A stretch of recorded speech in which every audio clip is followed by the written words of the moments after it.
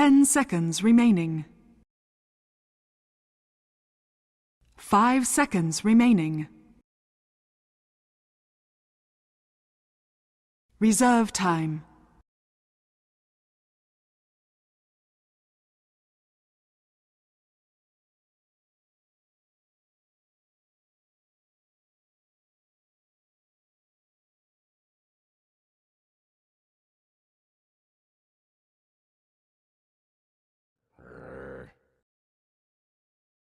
Radiant team ban.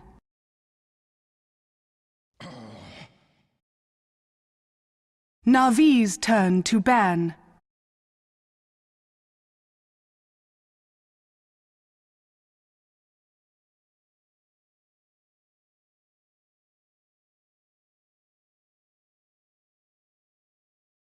Ten seconds remaining.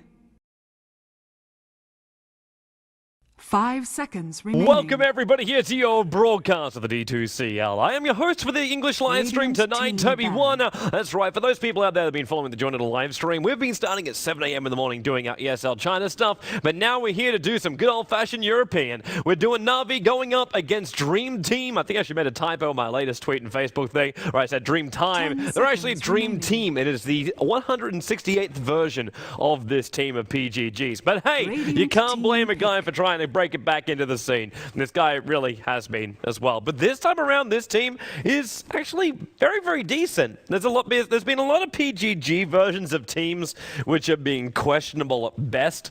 And he knows it as well, hence he keeps on changing his team. And now he's managed to find a nice little slot for him. He takes the old Power Rangers players, ZXC, Afterlife, and Nubik. They've been around for a while as well. Nubik, I think, is kind of stuck with PGG throughout the ages.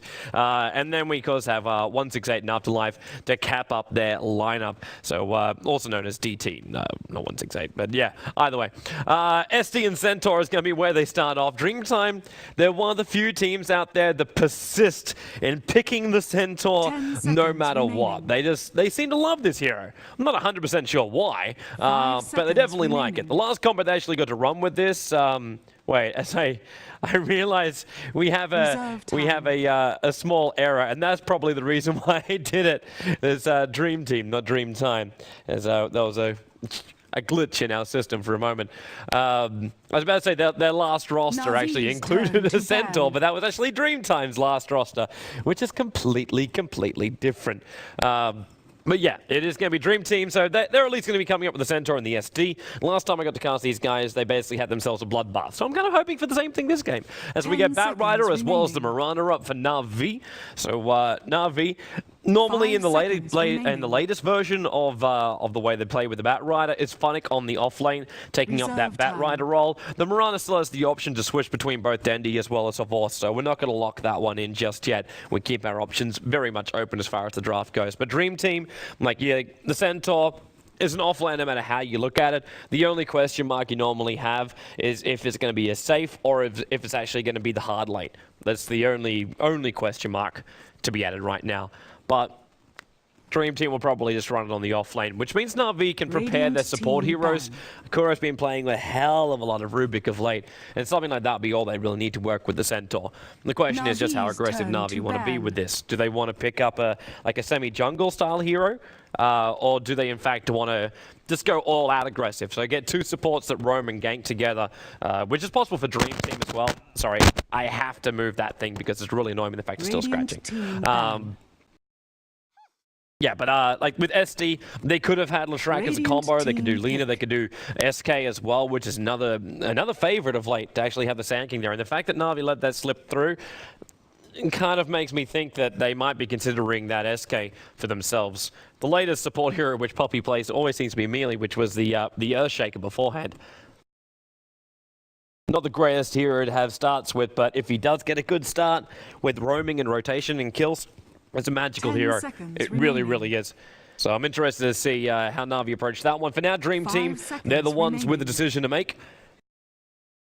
Do we go another core? Do we wrap up our support heroes? They probably still want to see another core coming out from Na'Vi before.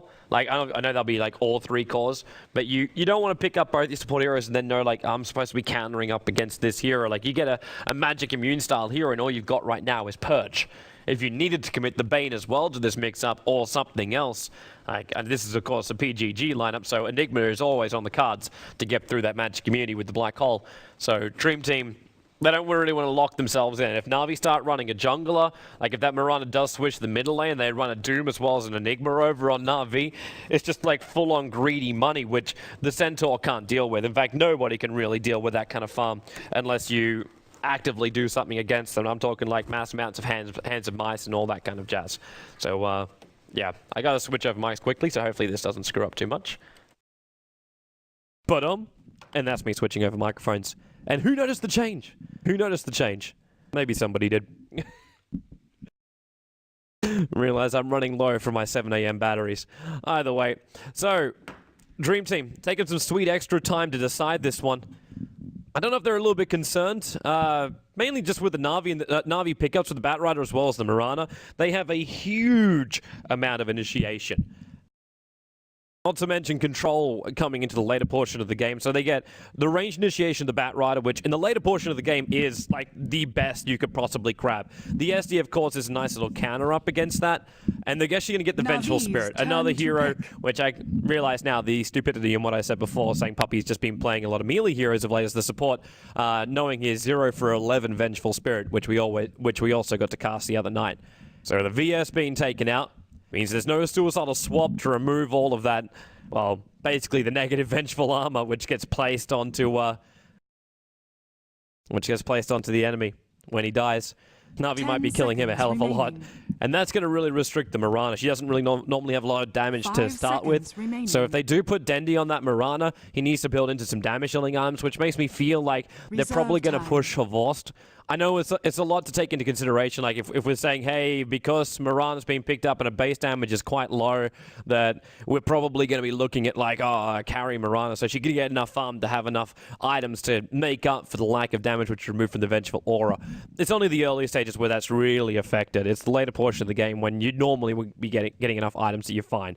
But if Na'Vi want to pack a punch in the early stages, around that 8 to 9 minute when the Batrider can get himself a Blink Dagger, they're going to need something more. And that's a little bit more. The Wraith King, the hottest kid on the block of late. It's going to be the Wraith King kicking in. The man who makes aggro tri-lanes work. I'm looking forward to seeing if it can work. And this time around, with the Wraith King as well as a Mirana, this may just answer the solution. You're going up against a VS and an SD, but at the same time, it doesn't really matter. Like, if you're going to disrupt, then the Mirana arrow will connect. If you're throwing the Hellfire Blast and you disrupt to evade it or to protect the unit that's stunned up, then you're still able to follow through. All you basically need then is, I would say, another nuker or another controlling hero. With both the Wraith King, you could actually go into the Visage in this game as well. With a Slark on the field, they may think of something else. Like the Bane and Puck already removed out the one silence hero as well as the other controlling hero. If he's able to get the Fiend's Grip off before the Dark Pact is used, then you'd have a chance.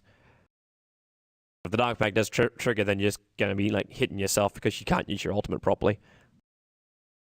But the Slark is definitely a problem. They need to have some good silences up against him.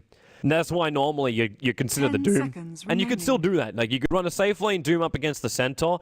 It could be a rough lane at the very start for him, but I think that'll still be okay. We actually do get ourselves a controlling support hero, but a little bit more of a defensive one. So because of this, I'm inclining myself to believe that that's a Batrider off lane, a Mirana in the middle, and then a Wraith King core to be played up by Havost. Then Crystal Maiden, Puppy, he always takes up that role. And then there'll be +1 for Na'Vi to grab on this one, which then could be like the Visage. But I'm still missing my silencing hero, which puts a question mark still there, because Slark is like a wonderful pickup for Dream Team as long as they can find some decent early farm on him. It's either that or they're looking to get some early kills, but the synergy between the SD as well as the Slark isn't that amazing. You can disrupt and then you keep them in close, so then you can get the leash up at least. But normally when you're jumping in for the pounce and the leash, you want to catch them off guard. So before the support can come in and save the hero that's being initiated on, Slark's able to pick them off. And the SD disruption just buys that extra time for the supports to come in. So I'm 10 seconds remaining. I'm going to be skeptical about it to see if the lane could work, if it is meant to be a tri-lane from 5 Dream seconds Team. remaining. Of course, it could just be the SD and Centaur. Disruption into Hoofstomp, now that's a combo which works. Reserve Then with the time. double edge and the VS stun, that's very different to the Slark. You could almost run the Slark as a safe lane on the bottom as a solo. Easiest way to do it. And Viper, Radiant the team final pick. ban out. So thinking about the middle lane now. Could have also been the safe if you're going to run Slark in towards the mid. This line from Dream Team, okay, it was actually going to be Navi's the mid turn hero. to pick. Then again, now we're looking at two different types of combos with the SD. Both the Kunkka, Torrent, plus the Centaur, Hoofstomp, both work beautifully with the SD disruption. So it may just be SD and VS rotating around trying to find kills and influence the balance of power in those lanes. And it can be very, very effective. At the same time, you're still 10 running into a seconds Wraith King. remaining. So you think you can actually get the kill there, Templar Assassin. So we actually get Dendi's here as the last one. Support Wraith King then. And that'll be played Kuro in this game. So they can either go aggro or they can stay defensive. It depends if they feel like they need to dodge. The Bat Rider's going to have a real rough time, though, if he has both SD as well as Centaur against him. And if there's a VS in that mix-up, you can basically kiss your Bat Rider goodbye the second he's caught out of position. So the safer thing for Na'Vi would be just push the Bat Rider towards the offlane. If things go really bad, just bring him back into the nice side jungle, where you could have Wraith King or Crystal Maiden prepare a couple of stacks. Crystal Maiden's already going to be looking for a little bit of farm herself, using the Frostbite just to do that power leveling inside the jungle. So it wouldn't take too much just to stack up the extra camps while she's doing such a thing. But for now, we're going to watch Prepare for Na'Vi move battle. aggressively down to the bottom lane. At the same time, you watch Dream Team move north. So it looks like they're how many wards are we coming out with? We've got observers and sentries in the hands for DT, while Na'Vi are only walking around with one set of observers. So Na'Vi, this doesn't look like they're going to try and run an aggro tri-lane, because if they, actually no, they don't have to worry about that, because it's a VS and an SD. There's no real creep clearing potential to come out from Dream Team. No, why do I keep saying Dream Time? Got it in my head after we did the typo. Yeah, but after Dream Team, like they can clear with a Kunkka. That's one way they could do it, and they could double edge, but that's more like a little bit more flash farming than anything else. 30 seconds to battle. So there's no reason for them to do much more apart from this. That's a block ward to block up these two camps, so it's not an easy stack. And this does mean that we're looking at a defensive lane from Na'Vi. Kuro, actually, what is he doing? He's hovering around with a Vorst on this off lane. He's going to have to move up north to help out Funnick in a moment. Puppy's also coming up, and they want to check for the runes. They would have spotted that ward going down by 168. The battle begins. They just want to see what runes will spawn up, and that's probably another reason why Kuro is down here. So bottom rune is a haste rune, and Kuro, well, okay, he didn't want to leave that to Afterlife, but at the same time, Afterlife's running in with boots. He was going to beat him on the hoof race anyway. So he's just waiting for the right time to add a little bit of harassment. Maybe looking over towards a Vorst here in the bottom lane. The mid matchup will be Nubik as the Kunkka going up against Dendi, and Puppy is actually here from level 1. He wanted to stay here for long, though. I think he's only here just in case there was going to be the SD and the Kunkka together, because that would have caused a lot of problems. But right now, the SD's up on the top lane, and they're looking for that kill. Funnick just instantly goes into Firefly. And he does the wise choice here. Sticky Napalm is what you normally want, the early levels, because then you've got some level of Radiant's control or bottom influence tower over is your under lane. attack. But in this game, you can't really do that. Because if you try and do that, then... oh, actually, he's already having himself some trouble. With the pull down, he had to do something about it. Yeah, but he needs to have the Sticky Napalm, so he's got some kind of control. But the Firefly, at least he can evade the control against the Flying Vision, so he's kind of good to go. Kuro wants to move up towards this top lane, but he's going to need help from Puppy. But Puppy's busy trying to find his second level. Like, he's already gone into the jungle now. Looks like he's actually ended up using 2 different Frostbites and unable to get the entire camp down, and not a lot of experience to his name either. He really needs that aura so he can get that double regeneration in for himself, so he can keep doing this without having to, like, run through the clarities, which is what he's doing right now. And having Kuro as the only one up on the top lane with the Hellfire Blast, I suppose at least he's got one nice thing. I believe he can fit through that path in this little narrow point right here. So he does have a follow-up stun in case things get a little bit messy. But DT are already on the move. They're rotating in the SD towards middle lane. Currently, that lane, it's pretty even. 5-6 up against 4-5. So there's nothing really much to write home about that one until this happens. So it's the zone out. You got 1 point up in Torrent, 2 points up in the Tidebringer. Poppy's already able to steal the Invis room, which is going to be very, very useful for him. Of course, Dendi was probably hoping to have that inside of his body, a bottle. It means Puppy at least can help on that lane. While Kuro, he's actually inside this top lane now. Kind of weird to see this build coming out, even though it is natural one for the Wraith King. Been seeing it all morning as far as the Wraith King goes, where we ended up having the 4 points up in the Hellfire Blast, and then the 2 points up in Crit before he ended up getting, and of course the Ultimate, before he ended up getting his points up in Vampiric Aura. But 168, wow, that's a lot of DPS coming out. Puppy held him there a long time. The attack misses up the hill. That would have been a guaranteed first blood for Dendi if it was able to hit. The mischance kicks in, and SD will get lucky and survive through that. It was DT's initiation that started all that off. But they weren't ready for the Frostbite to come out from the Crystal Maiden, expecting that much damage to come the way of the Shadow Demon. But now they do actually claim the first blood in middle lane. Shadow Demon, Disruption, Catcher, Torrent, Tidebringer, the whole shebang, while up on top lane, which is where I thought they were going to try and go for a kill. It's over on PGG. Kuro sticking with him with the Vampiric Aura, and PGG locked into a corner. Needs one more hit, and they're going to give it over to Funnick to make sure he gets an extra money and work his way towards having that Blink Dagger. Can still remain kill first blood missing free. Is that a way you can do it? 2.5 weeks I'm currently on, people. It's 2.5 weeks. I don't want the streak to end.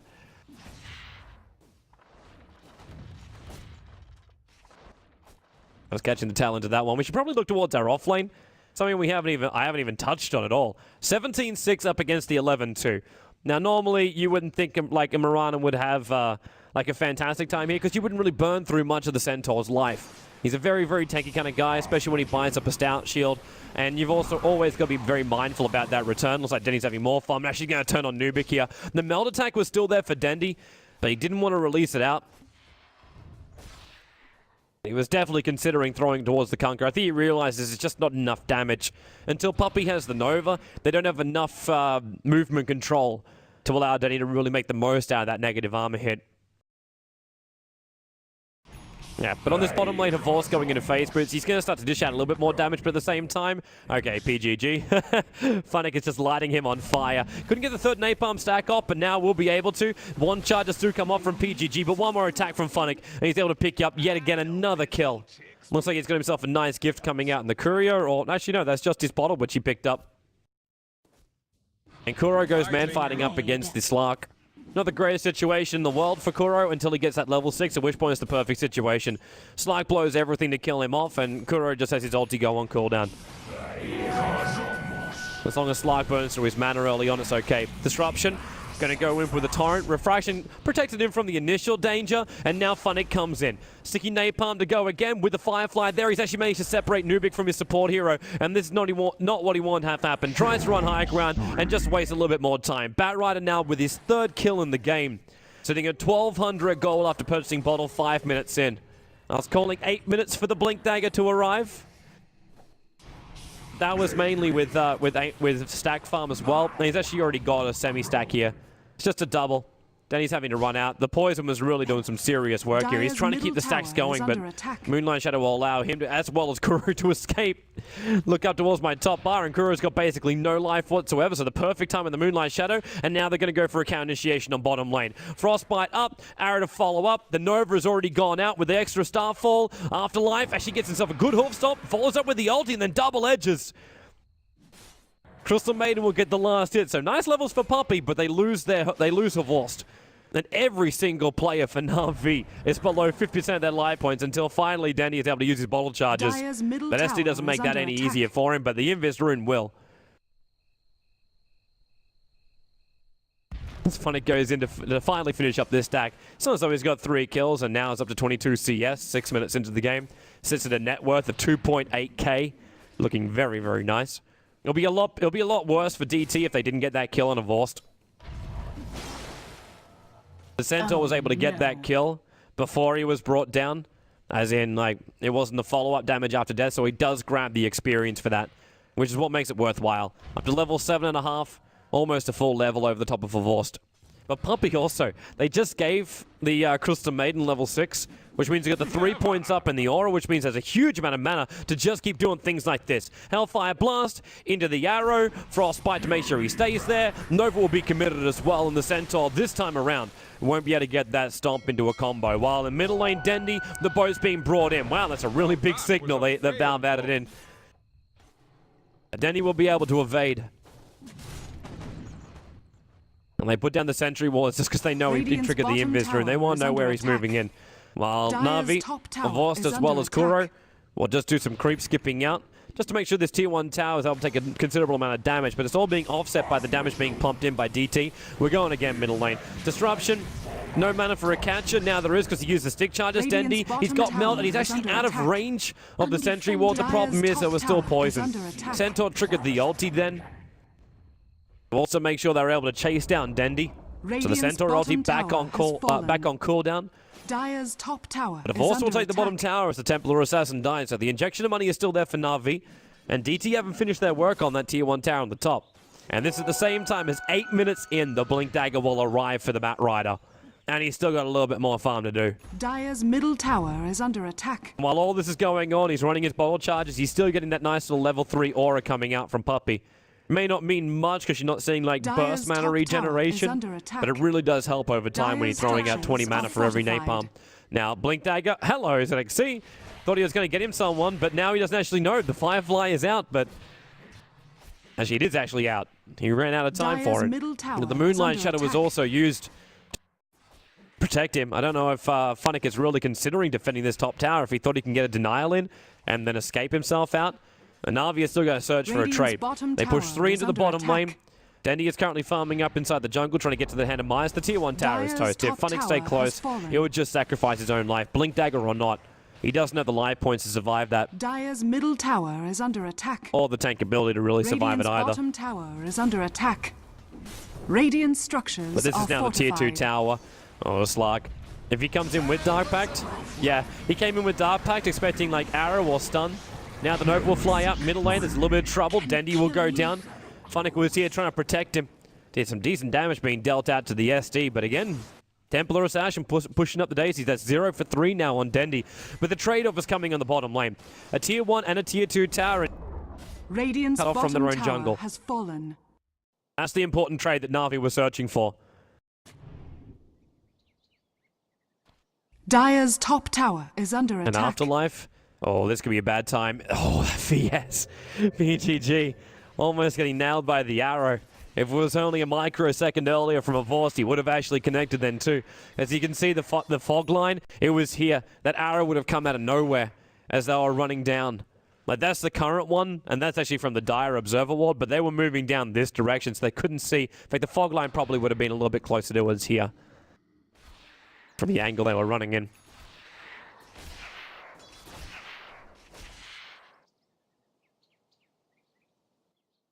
Well, looks like Puppy's able to save a haste room for... Well, okay, there's not much point. Denny's on the wrong side of the map right now. And he's still trying to get to that hand of Midas of his. Centaur's not looking too healthy, but he is getting closer towards that Blink Dagger, so we're not going to see a completely shut down Centaur in this game. Was able to pick up 28 CS, as well as, of course, that 1 kill on a Vorst in the bottom lane. Did lose his life because of it, and that meant that he had 2 deaths to his name after that. So it's not the greatest Centaur you've ever seen. But the Slark's doing a decent job. Ring of Aquila, as well as agility treads this early on. Another 1,000 gold in his bank account. Looking pretty decent. Looks like a Vorst also just pings out the fact there's a ward watching the Roshan pit. Just keep mindful of it. Doesn't need to be de-warded straight away. Just going to be mindful about this middle lane. VS. And that stun is so impossible to land for VS against a Vorst. With that elite being able to disjoint any kind of projectile stun, Dire's bottom tower is under attack. you're never really able to get it. Unless... Well, actually, no. There's not even an unless.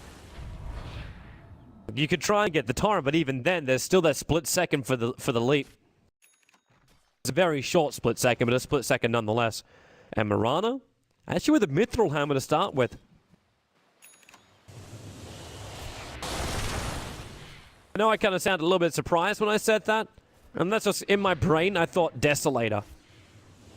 But Maelstrom would be the obvious choice. What I thought he was going to do was going to be a BKB in this game. It looks like it's not the case. Puppey does come down now and D-ward out. She gives the gold over to a Vorst as well, allowing him to have the last hit in the ward. Doesn't seem like much, but it's still 50 gold. Torrent going in on Kuro with the cleave. That's already the first stun. Her Vorst with the follow-up arrow. And then the Starfall. He held off it.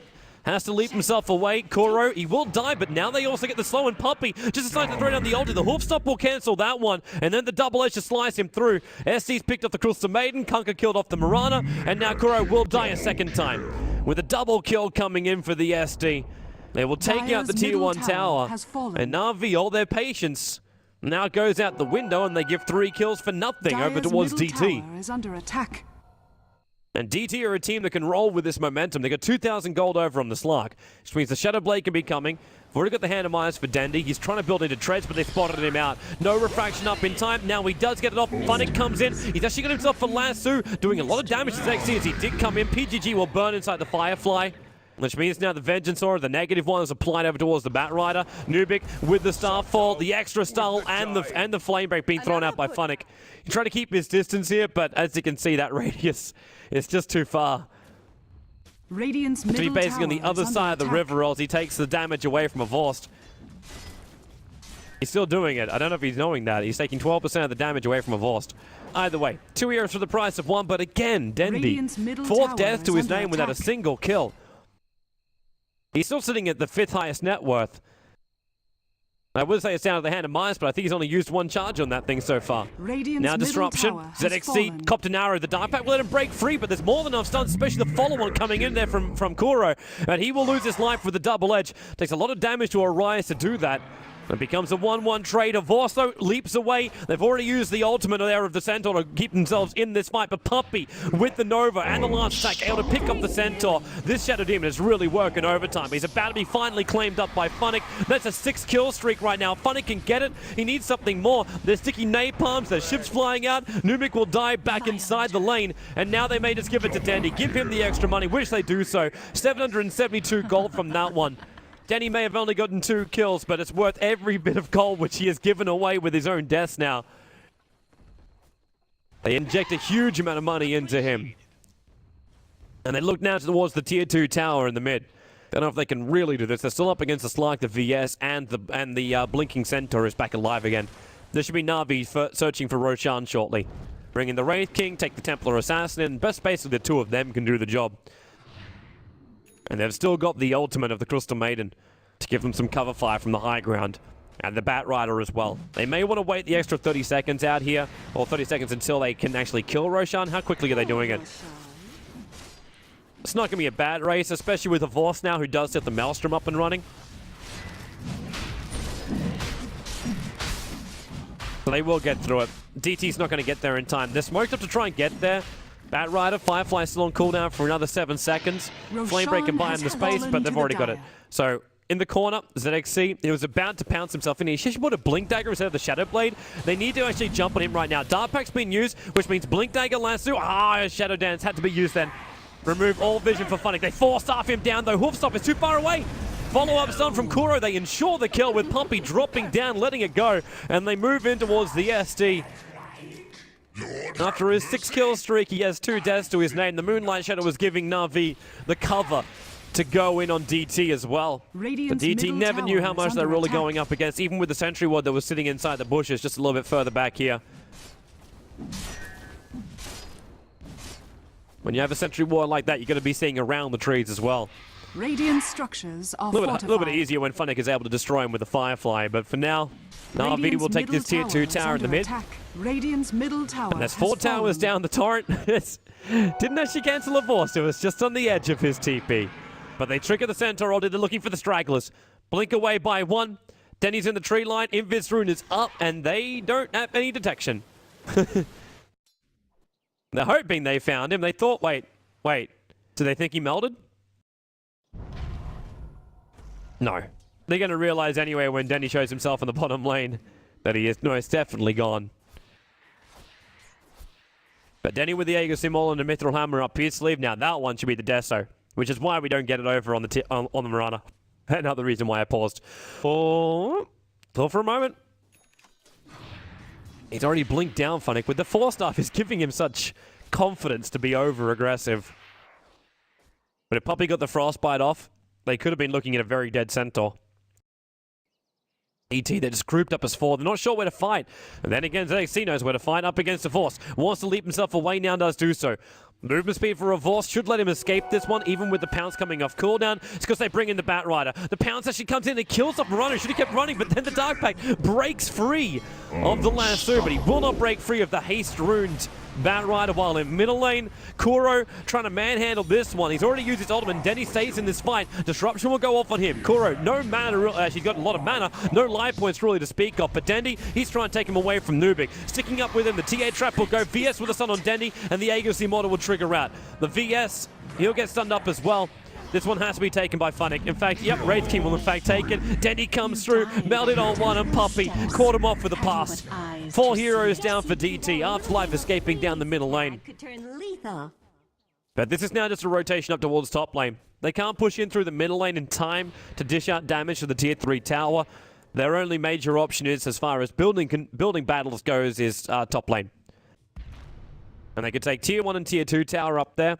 I don't know if that'll be enough money. If a Force gets one of the last hits, it would be enough money to get his full Mjolnir up and running.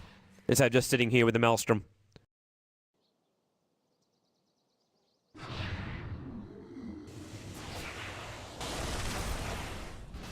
And Afterlife is a very tempting target. Puppy. Did he get spotted doing that? Yeah, he did. Tower Vision actually comes down that far. So it's spotted him putting down the aggressive Observer Ward. Radiant's top tower He's also being very over-aggressive in mid. He's now finished the Deso, still got to wait for the courier to go all the way back to base. PGG, hoping he can get in range for a swap. But if he does, he's basically dead. Kuro also likes to do this with a Wraith King. Notice this more and more. Like most Wraith Kings look for that early blink dagger, so they got the jump and initiation. But Kuro plays it in a very different manner. Like, he doesn't just jump in, he walks in and tanks it all. So we got drums as well as just the bracer. He's gone in for double braces before too. Puppy. Okay, Nubik, he's throwing the ship out. It's meant to be the cover 5 for PGG. Centaur ulti has also been triggered. They're trying to come back in and fight this one, and they're going to get it right. Hawk's off the catch on 2. Kuro's about to be split in half. In fact, he's waiting to split Puppy in half as he throws his ulti down. The Vengeful Spirit actually died on the edge of this with a Bat Rider Funnick coming in for the snipe off. So it's 2 support heroes for the price of 1. They're still 4-star on Funnick, so they're not going to be able to catch him here. Tower is under attack. As he fireflies up through the tree line on the end of his Firefly. He has to 4-star it through, actually. But now a Yule Scepter as well. Really good movement speed coming in for Funnick. Not to mention now he finally has himself a bit of a disable. They needed that in case the Slark was initiating on them. As he gets that pounce off, you just want to send yourself up in the air to save it. And now he also picks up the gem. They have a lot more safety with that gem. He's going to run out of item slots soon. He's got to drop the bottle, basically, give it to his support. Hey, he just sold the bottle. That's one way to do it. Jumping top lane, blink to lasso. Dark Pack's already been used, so they've got him. Dark Pack was on cooldown, which means very simple kill. Mirana arrow at point blank range will take him to the knee. And 19-13 now on the board. Definitely not disappointed as far as kills go. And you're not going to be disappointed again. Puppy caught in the bottom lane. X marks the spot. He's at least going to frostbite off, but in the middle of a torrent. Okay, that double edge was a little bit of overkill. It looks like Centaur just doesn't care anyway. It's a 1-for-1 trade, but a support for a core. That's Funnick. Okay. That's a brand spanking new ward, which just gets taken out. Disruption will go, but you'll scepter up into the air, and then 4-star back down again. Breaks free of any kind of negative buffs. And Avors is also bringing down this top tower. You might want to just kill off the catapult so he can use the creep wave to help him. Because he can't do it all by himself. But that's also the reason why you got support coming in here. Afterlife and Nubik. It's the Shadow Blade from Nubik coming in. He's going to X-marks here on Avors. Leaps away and brought straight back in again. And they slice and dice. Funnick was considering coming in. The Desolator. Well, that's only from the illusion right there. But they purged the illusion. Na'Vi may consider turning around this one, especially considering ZXC. Okay, the Dark Pack's going to let him break free of the initial stun by Kuro, but Kuro able to dodge out that pounce and push ZXC still into the middle of the fire. Disruption will go out in Kuro. How long's he got in that ultimate? 6 seconds. No wonder he wants to turn into this one. ST stunned up and then critted down. This Wraith King's going to run through. He's looking for Nubik as well, but it's going to be Funnick that takes the kill. Not to mention Dendi doing a lot of the grunt work on the front lines. That's why I'm here. And now they have the choice. Puppy. Is he trying to solo up ZXC? This is some serious confidence from him. Puppy, I'm not sure about this, man. Let the ulti go. The flame break's buying in the spaces. ZXC's taking too much damage from this, even inside the Shadow Dance. They actually get the kill. They force it. Funnick gets himself a godlike streak and let the items rain from the heavens. 22 minutes in. Radiant's middle tower is under attack. Na'Vi are taking every single kill. They're taking the advantage, even though there's still 15 kills over here on DT. It's Na'Vi who control the balls of this game.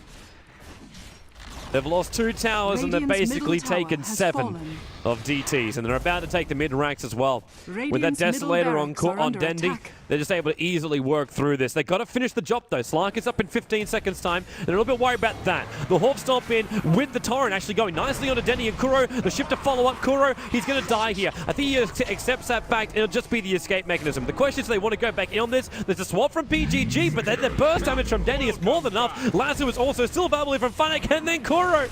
So a huge amount of damage going the way of the SC as well as the Kunkka. The side blades from Dendi was there while they were initiating in on the Wraith King. Now Afterlife's a double kill for Funnick. Down to ZXC. Havorst sitting on the edge. He gets torrented up again. The Na'Vi Korea. No! Radiant's middle barracks has Takes fallen. a fall. But Funnick has himself a triple kill. And GG. 23 minutes in. Na'Vi will take the victory Radiant's middle over the Dream barracks Team. has fallen. Na'Vi, And we'll have victory. ourselves a short break as we brace ourselves for match number 2 here of this 2-game series between Na'Vi as well as DT. Na'Vi so far, I believe they're actually undefeated in the D2CL. Of course, this is only their second game, and they still have a lot of rough matches to come up. Yeah, actually...